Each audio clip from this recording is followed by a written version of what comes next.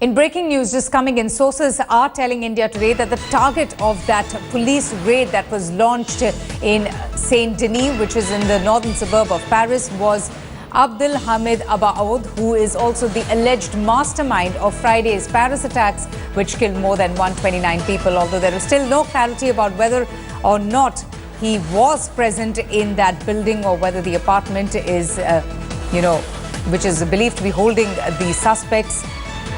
There is still no clarity. This is unconfirmed reports, but let's just get in more clarity and information from our deputy editor, Smita Sharma, who's joining us live from Paris. Smita, what's the latest update? Well, yes, that's what we are learning, that as far as the target of this fresh raid being conducted by the police in this northern suburb is concerned, it is the alleged mastermind of the Friday carnage, Abdelhamid Abaaoud is, Abaaoud that we are talking about, who was believed to actually have gone into Syria post those attacks, and people were trying to trace him. He's a man who's considered very close to the ISIS chief, Abu Bakr al-Baghdadi, and he's also somebody who actually gave interviews, whose interviews were published in the English magazines of the ISIS. He is believed to have tried an attempt at some terror strikes in Belgium as well sometime back, which was thwarted. So this is a most wanted man here as far as France is concerned. For now, no confirmation, but what we do know, Avantika, is that this apartment that we're talking about, there is supposedly holder. Now, this is around a mile and a half from the south of France. That's the stadium. Remember, on Friday, the French president was in attendance when that international friendly soccer match was on between France and Germany, and an explosion occurred. One of the bombers actually came and blew himself just outside of the stadium, and which, according to reports, also seemed to suggest that he had wanted to go in and blow himself up, or perhaps try and blow himself up when the people were streaming in, just getting him their tickets, but he got delayed because of traffic, and that's why perhaps the number of deaths that we saw at the Stade de France were much lesser than what it could have been. But for the moment, coming back to the current, in fact, developments, the visuals on our television screens, of course, this is that locality which is around a mile and a half from Stade de France, the Saint-Denis area, and Jean Jaurès is the place that we are talking about. It could be around 2 to 3 suspects that are there in that apartment building. It's a residential apartment area, and the elite armed forces of the French elite armed forces, all heavily deployed on the streets with riot gears, with ambulances, with fire brigade vehicles. Around 4:30 in the morning is when the first explosion was heard by some of the residents, and then there were intermittent, in fact, gunshots that continued over the next 2.5 hours. But for police, one of their officers seemed to have taken the shot and have succumbed to his injuries. 2 more police officers are reportedly injured, but we are still, this is an ongoing operation, nobody wanting to, of course, come on the record.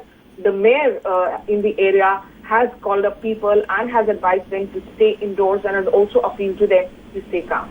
All right. And, as we speak, we are getting in those live images, Smita. We can see, the roads being closed. Helicopters are also believed to be buzzing overhead. And, the operation is still underway. But do we know of any arrests that have been made? And is the operation still continuing? What about the fire shots? Has it stopped, or is it still continuing? Well, intermittently it can still be heard, Avantika, but if what we do not know is because for sure is whether there were 2 suspects inside the apartment or 3 suspects, because if there are 3, if police claim that they have managed to shoot down 2, and whether the mastermind, the mastermind of the Friday attacks is actually holed up inside the apartment or not, is something we'll only get to know post these operations when combing happens. But clearly, for now, all metro stations, all buses that are flying to this area, they have been suspended. This is a standard of operational procedure, and for the French police, while they do not try and they try and resume these services at the earliest possible, but for some hours now, in fact, we will see these services being suspended so that more people, even out of curiosity or out of work, business, are not able to go into this area. Schools, in fact, the mayor has also announced that the schools today are going to stay closed. The schools had just opened on Monday. Remember, that's when children had started going back to their educational institutions after that Friday night massacre. But for now, the elite forces trying to figure out whether they've managed to, bring down all the suspected, in fact, the possible accomplices of the Friday attack before they get close to the apartment. A lot of the, in fact, nearby apartments have also been evacuated, and after only combing operations are over, will they be able to come out with something concrete? Absolutely. We can see now a huge presence of police personnel and ambulances also out there, obviously, understandably, to assist those who have sustained injuries as a result of that heavy gunfire. All right, we have just heard some gunfire shots. There was a sense of calm, and we had just cut live to those visuals. These are visuals from earlier on, but we had just cut to those live visuals, and all of a sudden we heard shots of gunfire. Well, clearly, Smita, I don't think that the firing has stopped just as yet. We're getting all sorts of visuals now, so we still need to confirm as to, what exactly is going on there. But the entire area, as you can see, has been cordoned off. People have been asked to evacuate the area. Buildings have been evacuated. All right, these are visuals that we're getting right now. A huge presence of police and shots of the gun can still be heard in the background. What does this really mean, Smita, for, people in Paris who had hoped that the worst would be over, who have been struggling, to pick up the pieces after the city was shattered by the terror attacks last Friday, who have witnessed, one of the worst terrorist mayhem? Well, people might have been hoping so, Avantika, but how of us they knew that this is going to be a long-drawn battle, at least for some time to come, before all the international forces are able to get their acts together, strike back at the ISIS, try and neutralize all the terrorists who have managed to, of course, sneak into France. The biggest problem is, Avantika, that France today is dealing with the kind of jihad that we are now seeing. This is made in France. These are not foreign fighters. These are Frenchmen and French citizens that we are talking about. And that is something that is definitely of the biggest worry for the French forces, the security and the army here. And let me also give you another piece of breaking news that's now coming in. According to reports that we are picking up, it's not just Abdelhamid Abaaoud who is holding in that apartment.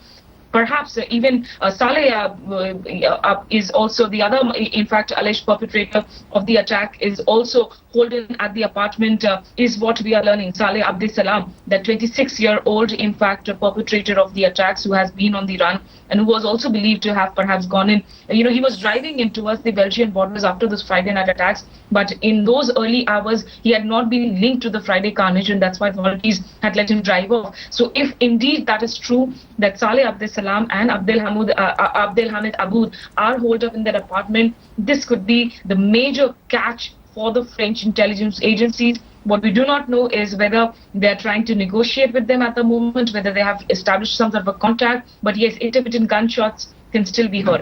And it was interesting to hear, the brother of Saleh Abdesalam speaking to the security forces, urging his own brother to turn himself over to the security authorities. Avantika, it is a case with a lot of these families of these alleged masterminds of terror attacks and terrorists as well. They have grown up in good neighborhoods, whether it be suburbs or in central areas. They have grown up in areas where there are various communities, in fact, that have integrated with, the way France is and France's culture as well. So while some of the members have strayed back, the Bilal, one of the attackers that we know of, his father had actually gone all the way to Syria to try and de-radicalize the son and bring him back. And the son told him flat that no, you go back, I'm not coming back with you. So that is a huge problem. If you look at the age group of all these men that we're talking about, between 20 to 30. Absolutely. So these are absolutely young, educated men who have partaken of France's culture, its education, its facilities, and despite that, they are taking to this form of manifestation of global jihad. So there are just so many crucial challenges for France at the moment that the police and the government are trying to grapple with, and even as people remain resolute and determined on the faces of it, they know that it's going to be a very, very tough time coming ahead. Absolutely. Smita, just stay with me. I'll just take our viewers through the visuals that we are showing on your screens right now. For those of you who have just tuned into India today, these are visuals of a place in the northern suburb of Paris. It's a Paris suburb of Saint-Denis. Gunshots were heard earlier on in the morning. In fact, the fresh shots were heard as early as 4:30 in the morning. Now, The police had launched a pre-dawn operation to hunt down the remaining gunmen. It's believed that 2 suspects are still believed to be at large, the ones that you're seeing on the left-hand side of the screens. And this has been a massive police operation that has been underway. The entire street of Saint-Denis, as you can see, has been cordoned off. People have been asked not to venture into the area. Roads have been closed. We were just hearing the French media saying that helicopters were also buzzing overhead as it was suspected that 2 to 3 gunmen were believed to have been inside the apartment, the building where the police had barged into. The gunfire, it's believed, has died down. The 2 officers are believed to have sustained some serious injuries. We still haven't really got an official comment from the French police. These are all according to unconfirmed reports. But the police have warned residents to stay inside as the operation is still not over, and we're getting in live shots as we can see a huge presence of French police. There is some sort of activity going on, but we still don't know what really is happening. The operation clearly is not over yet. We just heard a short while back, fresh round of gunshots that were heard. Public transport has also been suspended for the time being till the area is completely clear. Smita Sharma, a deputy editor who is in Paris, is tracking each and every development and has been taking us through all the information that is coming in about this massive police operation that was conducted. Now, the French police have been conducting major raids across several places in Paris following the barbaric terror attacks that, the people of Paris were witness to last Friday. And this was part of that operation. We can see a lot of police vehicles there, ambulances and fire trucks also stationed to assist those who have sustained injuries as a result of that heavy shooting. Smita, also, just tell me, how difficult has it been for the French government, who have, promised to the people of Paris that, they will hit back with vengeance on ISIS, to crack the investigations? This is the test of the nerves for really Avantika, because while they are trying to crack the attack that has already happened, the carnage that has already in fact taken place on the streets of Paris across 6 soft installations, they also have to prevent any further attacks that might still be in the woods and under the works, because there are these accomplices that are still on the run. Some of the reports, intelligence reports, seem to suggest that these strikes had been coordinated or orchestrated, and their planning began as early as January, when they also saw those Charlie Hebdo attacks happen here in the streets of Paris. So over a long period of time, these attacks have been planned. There have been assault ammunition, weapons, rifles that have come into the city, which is otherwise known for its culture, elegance and charm. There are Kalashnikovs that have come into the city. That is the most worrisome aspect about, because France, like unlike America or Russia, it's not a gun-wielding society, really. You do not see people owning too many guns around here.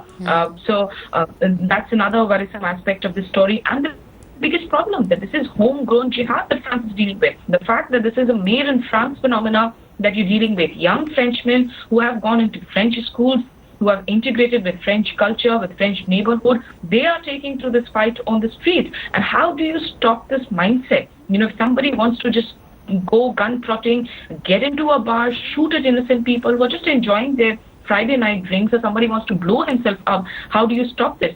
In fact, let me just update you also on this ongoing operation, Avantika.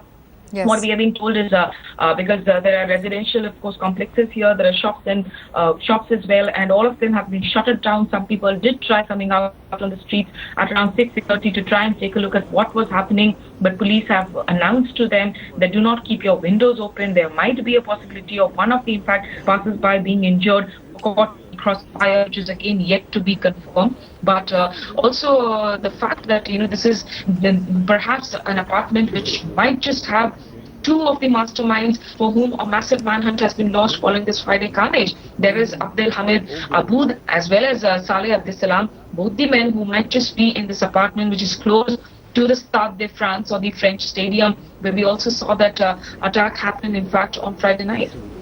Absolutely. And Smita, you were talking about that terror trail leading from Syria to Paris. Who would have imagined, Smita, that, Belgium would emerge as a hub of a destructive wave of terror in Europe? As I said, post, of course, the kind of developments that we saw happen, and this migration crisis has also been looked at in a way where there are attempts being made to, in fact, politicize the issue as well. Some of the links have been connected, to this Syrian passport of the alleged mastermind, who apparently also went and spent some time in Serbia. If you look at Saleh Abdeslam, this man, he's all of 26 years old, and he's is a family where while the other brother seems to be absolutely sane and appealing on humanitarian grounds and appealing, of course, for the larger cause of humanity. So if this one family can produce these kind of distinct brothers, it's perhaps, they would have grown, one would like to believe, under similar circumstances. It's not like one brother would have faced extreme poverty and extreme, sufferance and intolerance from the police forces, while the other grew up all right, normal, in a sort of way. So what then makes this one brother actually take to the route of radical Islam, while the other brother stays a moderate? These are all questions, larger questions that relate to the social issues and challenges as well that face not just France, not just Europe, but the global community today. Absolutely. Smita, please stay with us. We'll just take our viewers through the visuals that we are showcasing right now. This is a massive police operation that has been conducted in the northern suburb of Paris at Saint-Germain, where, according to police sources, the Paris attack mastermind Abdelhamid Abaaoud and Saleh Abdeslam were thought to be holed up in the Saint-Denis flat, which is currently under siege. But these are unconfirmed reports. We're seeing a huge presence of security forces across the street, strewn all over the place. Vehicles have been, asked to stay away. The locals have been asked to stay away. The police have barricaded and cordoned off the entire area. The suspected mastermind of the Paris attacks, who's also a Belgian national, is believed to have been the target in this raid that was carried out by the police in the north of the city. These are according to reports coming in now. And it was also believed that he was inside the flat. These raids were conducted as early as 4 o'clock in the morning. And we have Smita Sharma, who's with us, taking us through, taking us through the day's events. Smita, this is all unconfirmed reports for now, but, clearly just seeing the presence of police personnel there, goes on to show the resolve, the intent of the French government to crack down on terror. I mean, they have really been hit this time at the heart, and they will not be taking this lying down now. As far as France is concerned, France does have a very aggressive foreign policy, especially within the Union. In fact, it's one of the foremost active participants in the against ISIS. It's in October when the French forces also joined hands with the Americans, with the NATO's, in starting off with those air raids and air strikes across ISIS bases in Iraq and Syrian borders as well, and which is the reason why we now see, in fact, this fierce sort of targeting of the French by ISIS forces and its militants. If you were to look at Abaaoud, he has been linked to several, in fact, recent events where the French police and the intelligence agencies did manage to thwart those terror strikes. In fact, there was a Paris-bound high-speed train in August that had been reportedly targeted. Also, there was a church which had been attacked in April. So Abaaoud is supposed to be the man who was trying to make sure that these attempts also were successful. But, while many of the attempts are spotted by police and intelligence, which are not reported, but unfortunately, the Friday carnage could not be stopped. So, and Abaaoud is also considered to be very close to the ISIS chief, the main man, Abu Bakr al-Baghdadi, who is a cancer for the global community today. And, who, interestingly, according to reports, has been propped up with a lot of support from across political corridors, keeping in mind the sort of regional chess games that we keep seeing when it comes to the Middle East and West Asia and the instability that exists there. So, if you were to look at Abaaoud, if you were to look at Saleh Abdeslam, and Abaaoud is also known to have actually indoctrinated his own brother into jihad when he was as young as 13. So you've seen these videos where children are being pumped up by ISIS because these children can be used as very easy shields, as human shields, and they are being indoctrinated by this entire, jihad philosophy from that such a tender age is just horrible and it's unbelievable. But this is a hard reality the people are dealing with today. Absolutely, the world uniting there to prevent, radicalization of youth via the internet also, Smita, isn't it? It's worrying to see how, the ISIS is taking to new forms of technology, resorting to social media sites, Twitter handles, promoting, all forms of violent extremism. Yes, interestingly, one of the journalists who actually went to some of the mosques around Paris, and my colleague Lavina Tandon also in fact went and spoke to a lot of these imams and how they looked at all these operations.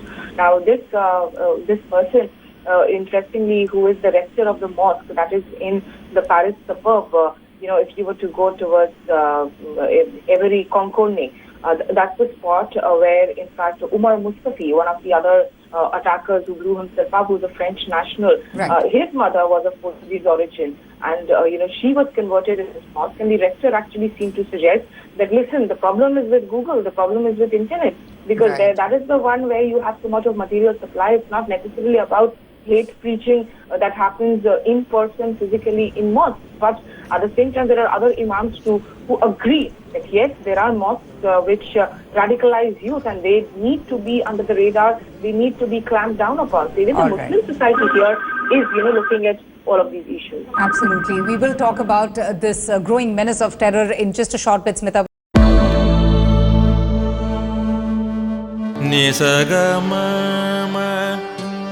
Mani pa ma ga, ni pa ma ga sa ni pa ma ni sa pa sa. जहाँ तक यादें याद आती रहेगी,